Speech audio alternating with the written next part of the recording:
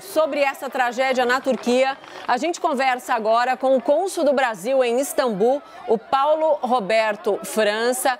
Cônsul, boa noite. Aqui é Mona Lisa Perrone, falando de São Paulo. Eu sei que não é uma noite boa para todos que estão aí. É de fato uma tragédia para o país, mas pela formalidade do contato, uma boa noite ao senhor.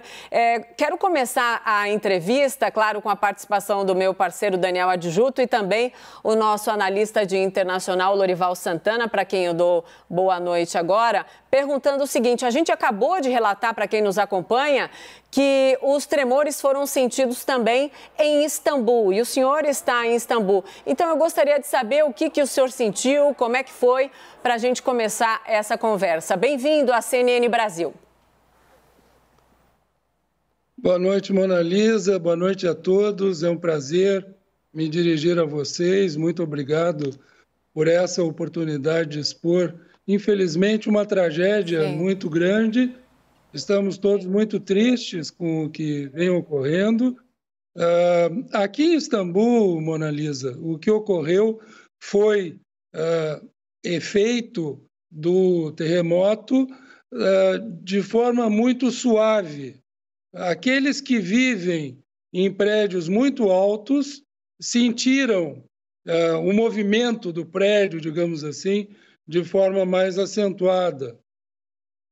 Eu estava no Consulado Geral quando ocorreu, quarto andar de um prédio muito bem construído, e não sentimos absolutamente nada.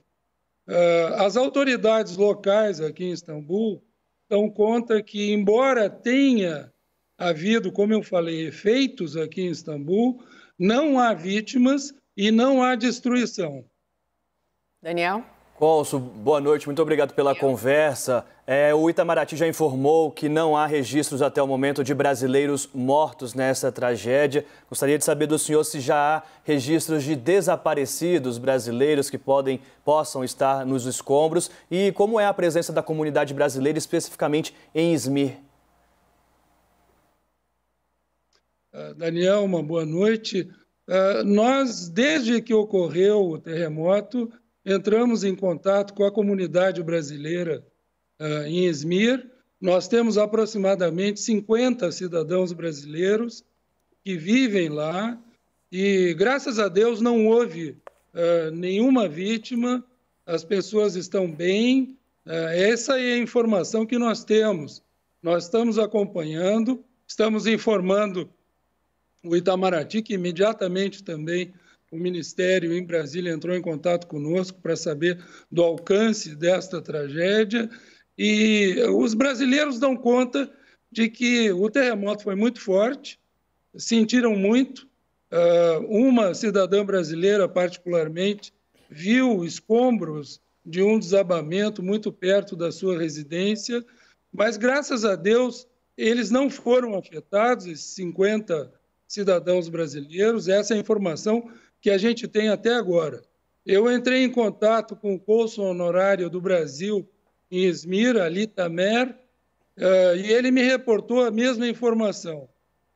Nós estamos em contato, por intermédio dele, com as autoridades turcas de Izmir, para saber se há informação a respeito de algum ferido, algum brasileiro vitimado.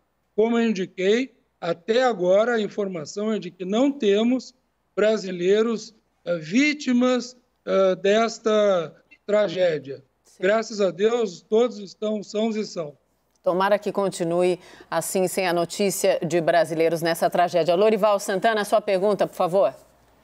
Boa noite. Bom, feitas as primeiras perguntas relativas à questão humana, eu queria falar de uma questão histórica e cultural. A 80 quilômetros ao sul de Izmir está Éfeso, as ruínas de Éfeso, a grande cidade da antiguidade, ruínas magníficas, e eu estou aqui preocupado com o que pode ter acontecido com essas ruínas, que, como todas as ruínas, estavam ali se equilibrando de forma mais ou menos precária. Ali perto também tem a casa atribuída a Maria, né, a mãe de Jesus. Lá ela teria se refugiado, fugindo dos romanos, com a ajuda de João e Paulo. O senhor tem alguma informação sobre esses dois tesouros aí da história e patrimônios da humanidade, cônsul? Muito obrigado pela tua pergunta, porque realmente ela é muito importante. Izmir fica próximo de vários sítios arqueológicos importantes. Éfeso é um deles, tem também Pérgamo, né, que é importantíssimo também na história da antiguidade. A nossa informação é de que estes sítios arqueológicos não teriam sido afetados. Mas a informação está toda vindo devagar, enfim, na medida em que as equipes estejam trabalhando e na medida também que as autoridades turcas possam fazer uma avaliação mais completa da situação. Agora, a prioridade é resgatar, sobretudo, as pessoas que ainda estão debaixo dos escombros. Vocês informaram, né, muito bem que há em torno de 17 mortos e 709 feridos. A expectativa é de que ainda se possam resgatar muitas pessoas com vida desses escombros. Quanto aos sítios arqueológicos, conforme eu disse, não há informação de destruição. Nós esperamos, evidentemente, que eles estejam preservados e que não tenham sido afetados por essa tragédia, por este terremoto. Sim, cônsul, eu quero agora saber sobre a observação do senhor aí. Acredito, claro, que essa tragédia tenha parado o país. Todas as atenções, sem dúvida, não poderia ser diferentes, estão voltadas para o trabalho das equipes de socorro. Agora quase 1h da manhã, mais de 9 horas, né? Vocês estão acompanhando, então, os trabalhos de resgate após o primeiro tremor e atualizando, então, os números dos mortos. São 19 mortos, 17 na Turquia, né? E 2 na Grécia. E eu gostaria de saber exatamente isso. Como é que a população no país inteiro acompanha esses resgates, esses trabalhos? Nós estamos com 2 imagens da CNN Internacional, né? Uma mais aproximada, outra que mostra, então, esse prédio que veio abaixo. Para mim, essas são as imagens mais impressionantes todas as vezes em que eu cubro um terremoto. Como é que o país está? Exatamente essa aqui, à esquerda. Como é que o país está mais de 9 horas depois do início do acompanhamento dessa tragédia, cônsul? O país está acompanhando. Eu particularmente, vim assistindo até pouco a televisão turca e o que eu posso dizer é que o país está acompanhando. Os cidadãos turcos são muito... têm um sentimento nacional muito forte. E é claro que estão todos impactados, chocados com a situação, por essa tragédia que é terrível, né, e que afetou uma das cidades mais importantes da Turquia.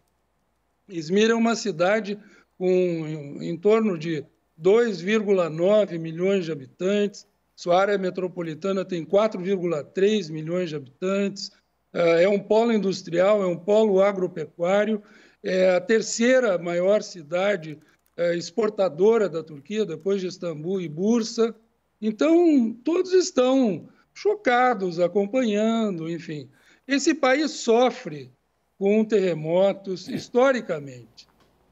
Em 1999, houve um terremoto devastador na cidade de Alova, na região do Mar de Mármara. E foi um terremoto que causou uma quantidade significativa de mortes, foi muito destruidor e causou um impacto muito grande na sociedade turca.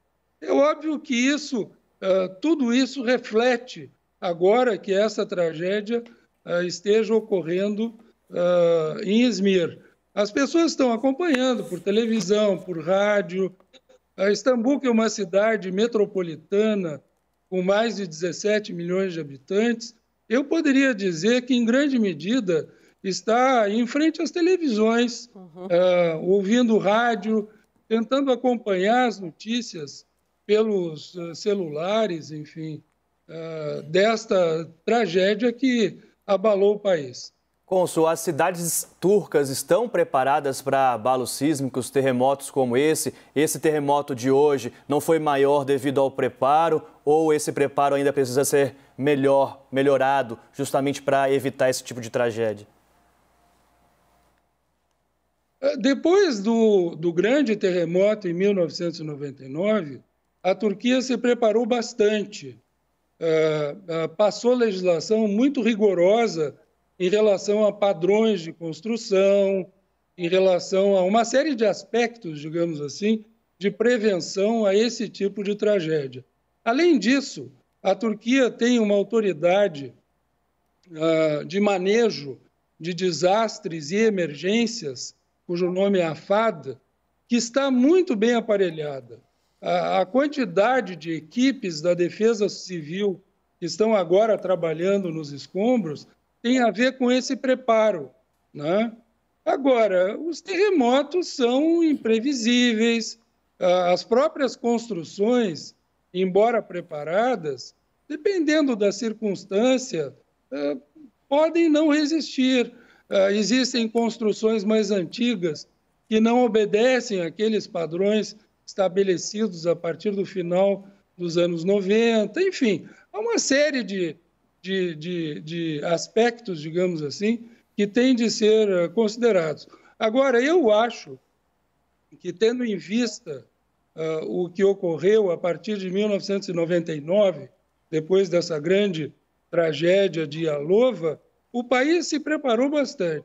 Eu, particularmente, visitei a FAD, nós fizemos algumas reuniões com eles, os cônsules gerais, e eu, particularmente, me interessei sobre o tema, porque nós vivemos numa região sísmica, porque nós temos também, como consulado-geral, que nos preparar e assistir a população brasileira, e eu fiquei muito bem impressionado com a qualidade do trabalho deles, com a preparação, enfim.